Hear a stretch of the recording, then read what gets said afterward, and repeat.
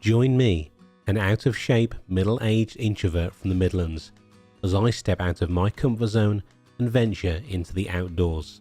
This short film captures my journey of self-discovery, embracing the positive changes that come with each step on the trail.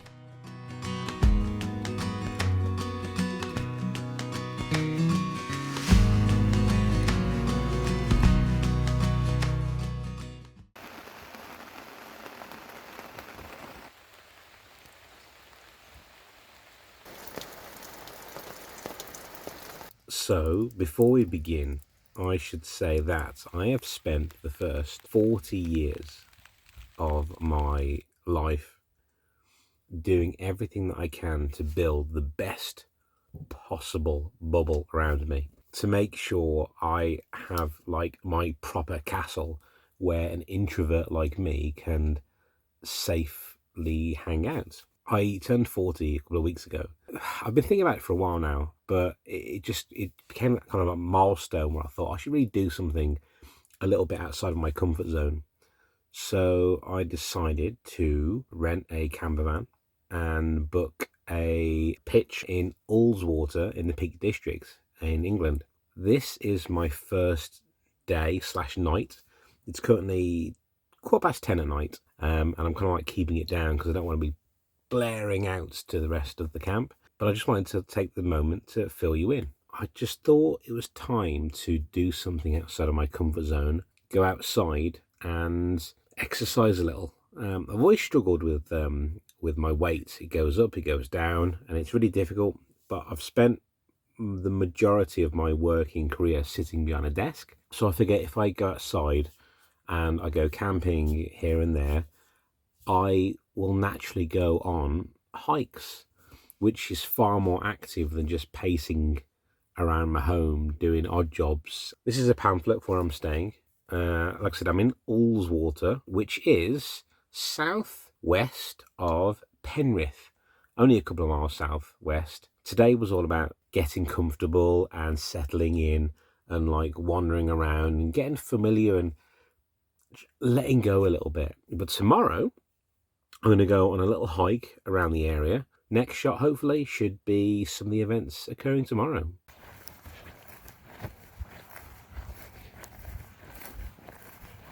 This is summer weather, apparently. Boggy marshes and lots of rain. This view looks particularly awesome. I'm going to take some snapshots with my camera in a second, just for a bit more high quality imagery. But from here, this looks pretty awesome.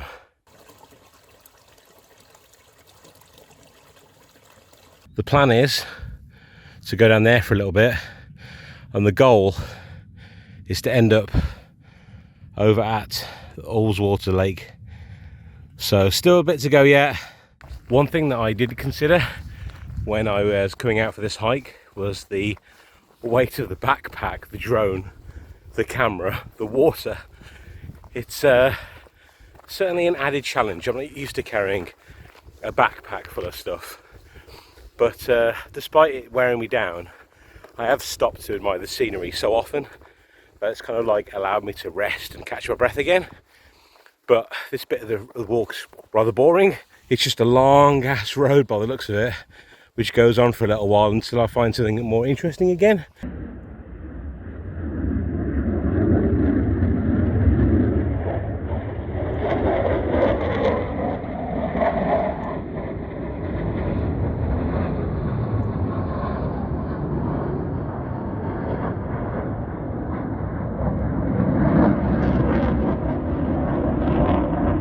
You know, my biggest concern about going on long walks, and especially like a hike like this where I'm like miles away from anything it seems, isn't the fact that the car keys or my wallet are just going to randomly jump out of my pocket and bury themselves in the mud somewhere. That's not it. My biggest fear is rolling my ankle, especially when I'm going down a steep hill like this one here. One misstep and you're down. Note to self, bring antiperspirant out on walks. I just caught a smell of myself and I'm like, Jesus Christ. I have sweated a lot, to be fair. This is quite a walk.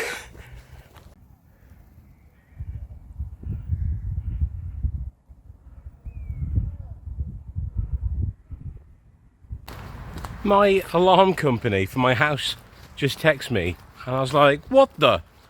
I opened the message thinking, oh my god, there's been an alarm triggered or something. No, randomly, out of nowhere, they just wanted to tell me that if I use a certain code, there'd be 25% off any accessories that I might want. Come on now, don't scare me like that.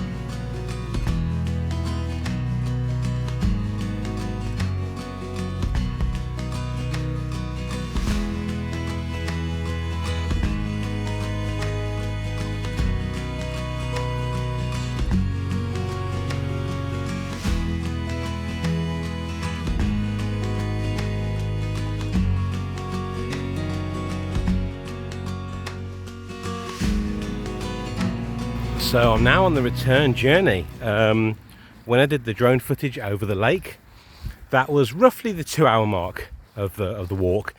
It took 2 hours to do 4 miles, I think. I did stop a lot to take photos and do drone stuff, so, you know, I mean, give me a break. But now I've got the return journey. I would have gone a little bit longer after doing the drone footage, but where I was, Pooley Bridge, there was a lot of tourists there. And I reek right now, and I became very self-conscious all of a sudden when I was like hanging around doing my stuff. So I thought, rather than mingle with people, I don't do people, I'll just turn around now. So I think maybe there was another 20-30 minutes of walking left before I was actually going to turn around, but I got too paranoid, so I'm going to head back now, take a shower and relax and eat. I should eat as well.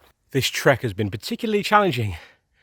It's been all uphill since the lake, and I kind of knew that coming down, that it was going to be a tough one, but my heart is about to explode out of my chest. I'm dripping with sweat right now, but I guess that's what I get really for spending most of my adulthood sitting behind a desk, right? I mean, this is what it's all about. Me getting to that age now where I start reflecting on my mortality. I try my best, got to keep going.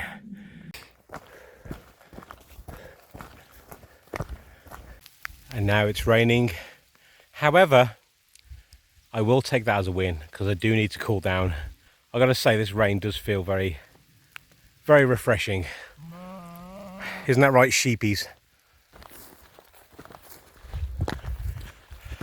I'm at the home stretch now. It's relatively level in this last 20 minutes or so. I feel like if I rushed back, I'd be trying to escape the outside, which was the whole point of coming out. Despite the fact that I feel like I've shaved 10 years off my life in the last couple of hours on that bloody hill. I feel all the better for it. Honestly, I really do. I'm going to chalk this up as a win, but I just wanted to say that despite my moaning back there, past me was not happy. Present me feels much more content.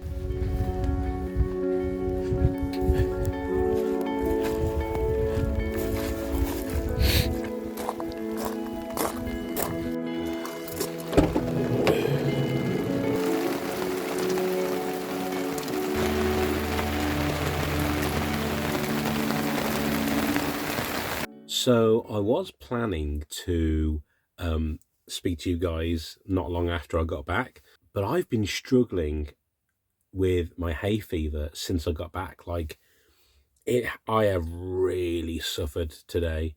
And to address the elephant in the room, I'm wearing a nasal strip that kind of opens up the airways just to help me breathe.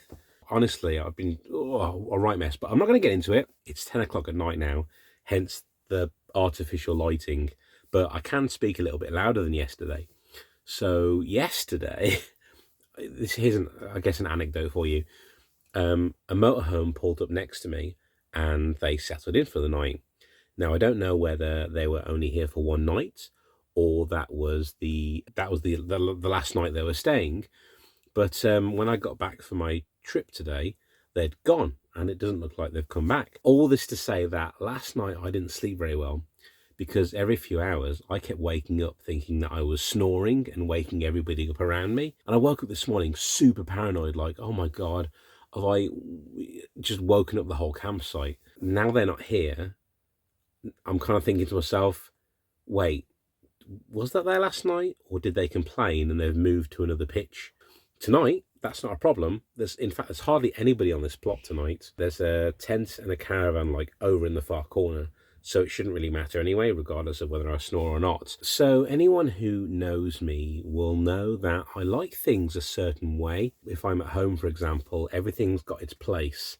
I live a somewhat minimalist kind of lifestyle. I do like to collect things, but I have certain areas in the home where they live. One thing I've struggled with camping in the last 24 hours is how much clutter there is in such a tight space. For example, I've got 4 plastic containers with me, all with their dedicated pieces of gear, but obviously I need that gear and I can't really leave it in the boots bit because I can't access it all the time. So all the stuff that I need to access throughout the day or the evening, I keep in and on a box, which is sat right next to me on this rear seat. And when I'm cooking, I kind of like have to move things around. And then if I have to get to something underneath, like the fridge, for example, which is like a countertop or the cooker, I have to move something out of the way to get to it. And I just feel like I'm constantly moving things from one place to another and everything's getting in the way. Whilst I was going on my walk earlier, I think I was moaning about carrying the DLSR. It's quite a hefty thing and it's like really like bulky. Having looked at the photos earlier, I don't think it was worth taking that camera with me. When the shots on my phone looked just as good. The only real benefit was that I could properly zoom in on the scenery rather than digitally zoom in. So there was no loss of clarity when I was like looking far away. But I'm not even sure some of those distant shots really were worth it. The drone, definitely worth it. I got some really nice shots with the drone. I'm happy with that. I use my phone for all of the other like photos and footage, and that seems to do the job. So I can definitely cut down on gear. Deodorant needs to come with me, and some like baby wipes or something. Yeah, when it gets hot and sweaty out there, I didn't really have anything to do to help. The hike that I did today was 11 kilometers. It was really enjoyable. It was the furthest I've ever done in one go.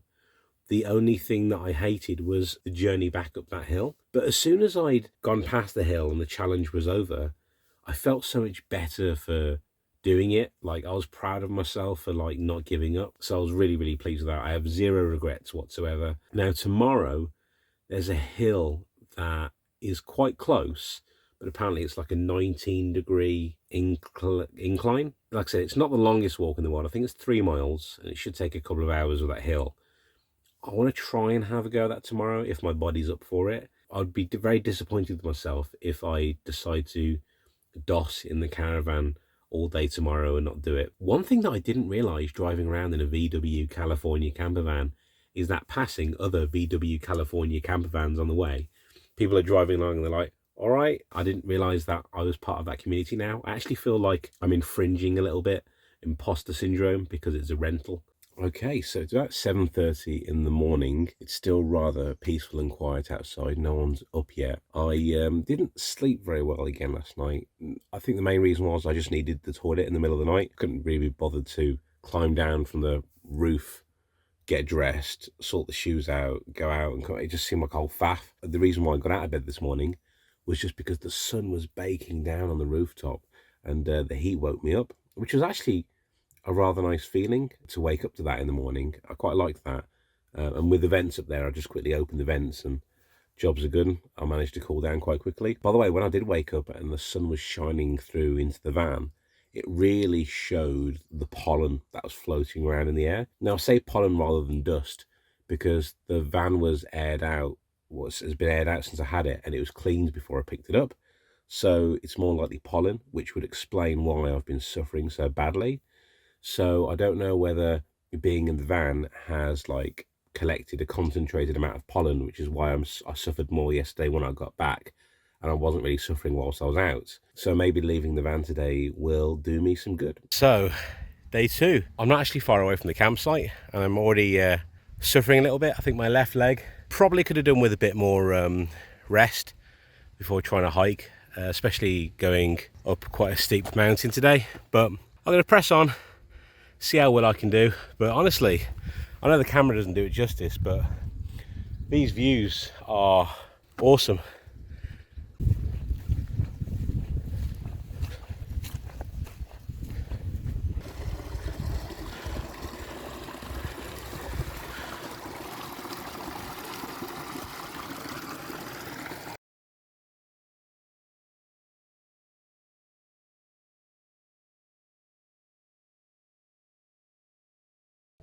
I found a bench, and I really need it, to be fair. My left leg, not my shin, something big with S, like Sulus or Sios or whatever, I don't know.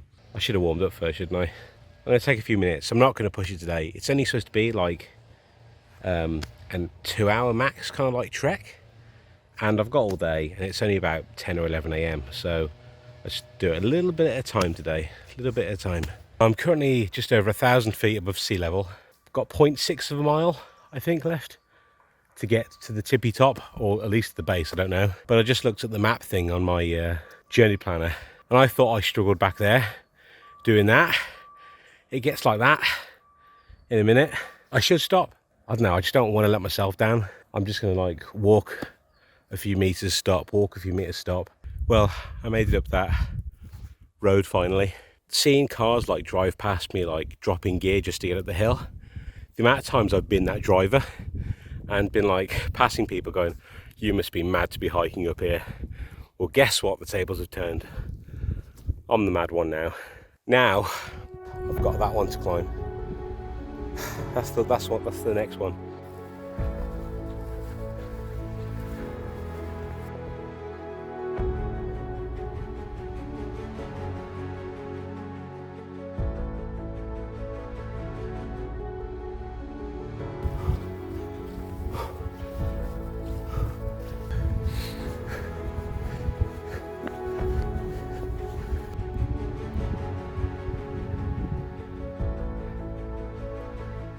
I'm a little worried about getting back down again.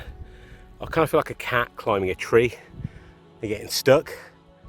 I'm just glad it's not raining today, because this would be super slippy. It's a little bit muddy now, but with a bit of rain, this could be deadly.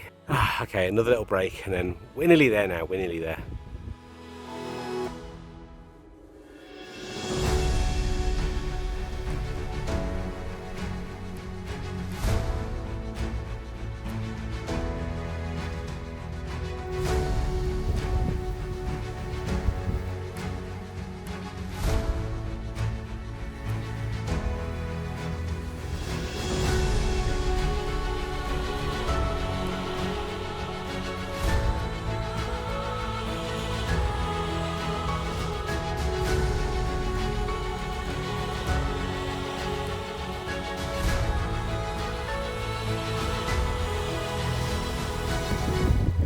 Worth it.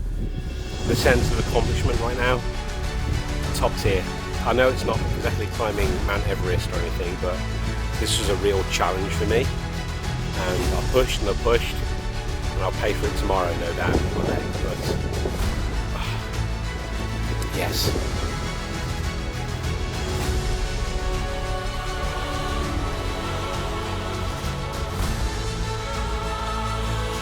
Holy, this looks awesome. The walk down wasn't as muddy, but I think it was a bit steeper on grass, and it was certainly more slippy. And you know when you have to walk down a steep hill, like sideways? So there was a lot of that going back, but I'm back down the bottom now, and then it's back down that main road, and on we go. Luckily going downhill shouldn't hurt my calf muscles like it does when I go uphill. I got a little bit emotional walking down because where I was a week ago to where I am now, going out camping and climbing hills that I would never have thought to climb before, and thinking about how hard it was for me to do those things, but then also reflecting on how proud I was of myself for pushing and doing it. So yeah, I had a bit of a moment on the way down. Anyway, let's hop to it. Typical, I don't see anyone throughout the whole hill journey, and then I put my foot through that bog and cover myself in mud, and then I bumped into a younger couple just passing me. I was like, oh, just watch that boggy bit go around. And she was like, yeah, I can see you've had an accident there. I'm like, yes, thank you very much. The funny thing is about this journey, this hike that I've gone on today, and maybe even the one that I went on yesterday, I often feel that if I'm with somebody else, I might like go, oh, you know what, let's not, and then try and convince the other person like maybe it's not worth it, or maybe we should do something else, and then kind of like wait for them to be like, oh yeah, okay, and then we're like, oh okay, good, let's do that then. I feel like I would have fallen into that trap, but being on my Todd like this, it's definitely kind of like giving me, I don't know if I want to say the edge, but it's just giving me a little something to keep going. So just a little side thought.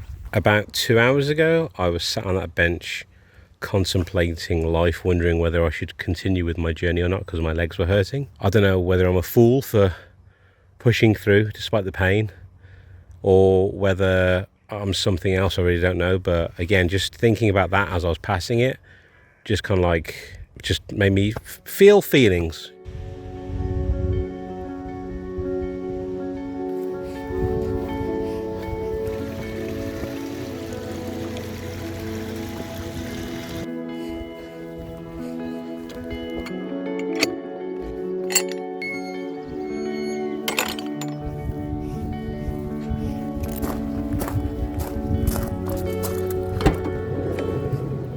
My hip is knackered, my toe is knackered.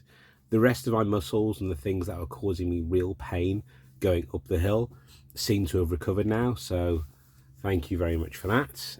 Now all I'm doing is battling the hay fever, which is like trying to win, and I got a feeling that the hay fever is going to win soon. But yeah, 900 feet walking up and 900 feet walking down. But I will say, the sense of accomplishment I felt at the top of that hill is great. So apparently the site chippy is open Wednesday to like Saturday or something, and today being Wednesday, it should open at 5 o'clock, which is in about half an hour. Plan is that I'm going to go to the chippy, and then I'm going to come back, binge watch some YouTube, and then later on when it goes to about dusk time, I might go for one cheeky little walk around the site.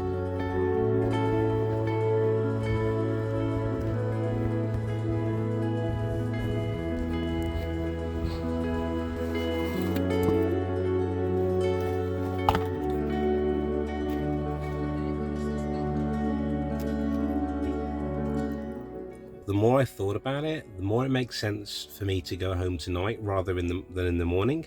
If I go tonight, it'll be much more of a leisurely drive. However, I am going to make the most of the next couple of hours. I'm going to chill, maybe do a quick walk around the park, and then be on the road somewhere between 10 and 11.